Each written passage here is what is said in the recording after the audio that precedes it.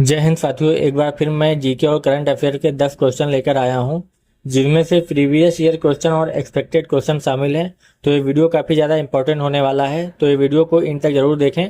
चलिए शुरू करते हैं। भारतीय संविधान का मूल संरचना सिद्धांत किस मामले में प्रतिपादित किया गया था? ऑप्शन ए गोलकनाथ बनाम पंजाब राज्य, ऑप्शन बी केशवानंद भारती बनाम केरल राज्य, ऑप्शन सी मिनर्वा मिल्स बनाम भारत संघ, ऑप्शन डी मेनका गांधी बनाम भारत संघ। इसका सही answer option B Keshavananda Bharati बनाम केरल राज्य है।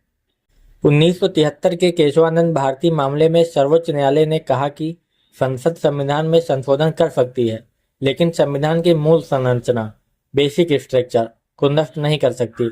न्यायिक समीक्षा संविधान की सर्वोच्चता और लोकतंत्र आदि इसके महत्वपूर्ण तत्व हैं। 10 साला बंदोबस्त किस मुगल शासक के शासनकाल में लागू किया गया था? Option A Babur, option B Humayun, option C Akbar, option D Aurangzeb. इसका सही आंसर ऑप्शन सी अकबर है। अकबर के शासनकाल में राजा टोडरमल ने भूमि राजस्व व्यवस्था को व्यवस्थित किया। 10 साला व्यवस्था में लगभग 10 वर्षों की औसत उपज और कीमतों के आधार पर भूमि राजस्व निर्धारित किया जाता था। निम्न में से कौन सी नदी भ्रंश घाटी से होकर बहती है? Option A Ganga, option B Yamuna, option C Narmada, option D Godavari. इसका सही आंसर ऑप्शन सी नर्मदा है। नर्मदा नदी भ्रंश घाटी में पश्चिम की ओर बहती है और अरब सागर में गिरती है। इसके समांतर ताप्ती नदी भी भ्रंश घाटी से होकर पश्चिम की ओर बहती है। यदि आरबीआई खुले बाजार में सरकारी प्रतिभूतियों बेचता है तो इसका सामान्य प्रभाव क्या होगा? ऑप्शन ए बैंकिंग प्रणाली में तरलता बढ़ेगी, ऑप्शन बी बैंकिंग प्रणाली में तरलता घटेगी, ऑप्शन सी मुद्रा आपूर्ति बढ़ेगी, ऑप्शन डी ब्याज दर निश्चित रूप से शून्य हो जाएगी। इसका सही आंसर ऑप्शन बी बैंकिंग प्रणाली में तरलता घटेगी। आरबीआई जब सरकारी प्रतिभूतियां बेचता है तो बैंक वित्तीय संस्थाएं आरबीआई को पैसा देती है। इससे बैंकिंग प्रणाली से नकदी बाहर जाती है, यानी तरलता घटती है। इसका उपयोग मुद्रास्फीति को नियंत्रित करने के लिए किया जा सकता है। मानव शरीर में यूरिया का निर्माण मुख्यतः किस अंग में होता है? ऑप्शन ए गुर्दा, ऑप्शन बी यकृत, ऑप्शन सी अग्नाशय, ऑप्शन डी फेफड़ा। इसका सही आंसर ऑप्शन बी यकृत है। प्रोटीन के चयापचय से बचने वाला अमोनिया विषैला होता है। यकृत इसे यूरिया में परिवर्तित करता है। इसके बाद गुर्दे यूरिया को मूत्र के माध्यम से शरीर से बाहर निकालते हैं। भाबर क्षेत्र की प्रमुख विशेषता क्या है? ऑप्शन ए अत्यधिक दलदली भूमि, ऑप्शन बी नदियों का कंकड़ पत्थरों में भूमिगत हो जाना, ऑप्शन सी काली मिट्टी का विस्तार, ऑप्शन डी समुद्री निक्षेप। इसका सही आंसर ऑप्शन बी नदियों का कंकड़ पत्थरों में भूमिगत हो जाना। हिमालय की तलहटी में स्थित भाबर क्षेत्र में बड़े बड़े कंकड़ और बजरी पाए जाते हैं। इनके कारण नदियों का जल जमीन के अंदर चला जाता है।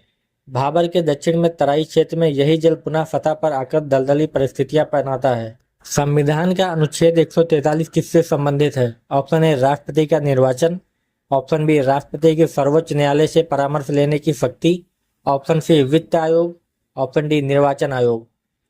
इसका सही आंसर ऑप्शन बी राष्ट्रपति की सर्वोच्च न्यायालय से परामर्श लेने की शक्ति है।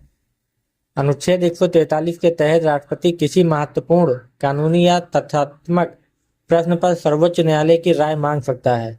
इसे परामर्शदात्री अधिकारिता कहा जाता है। एल नीनो का भारतीय मानसून पर सामान्यतः क्या प्रभाव पड़ सकता है?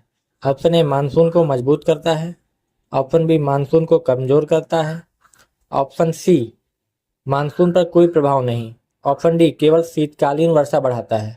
इसका सही आंसर ऑप्शन बी मानसून को कमजोर कर सकता है। एल नीनो प्रशांत महासागर के मध्य पूर्वी उष्णकटिबंधीय भाग में समुद्र सतह के तापमान के असामान्य रूप से बढ़ने की घटना है। यह वैश्विक वायुमंडलीय परिसंचरण को प्रभावित करता है और भारत में कमजोर मानसून की संभावना बढ़ा सकता है। हालांकि हर एल नीनो वर्ष में प्रभाव समान नहीं होता। मूल्य वर्धित कर वीएटी और जीएसटी में मुख्य अंतर क्या है? ऑप्शन ए दोनों बिल्कुल समान है, ऑप्शन बी जीएसटी का व्यापक अप्रत्यक्ष कर व्यवस्था है जिसने कई केंद्रीय और राज्य अप्रत्यक्ष करों को समाहित किया है, ऑप्शन सी जीएसटी केवल वस्तुओं पर लगता है, ऑप्शन डी वीएटी केवल आय पर लगता है। इसका सही आंसर ऑप्शन बी जीएसटी एक व्यापक अप्रत्यक्ष कर व्यवस्था है। जीएसटी ने केंद्र और राज्यों के कई अप्रत्यक्ष करों को एकीकृत किया है।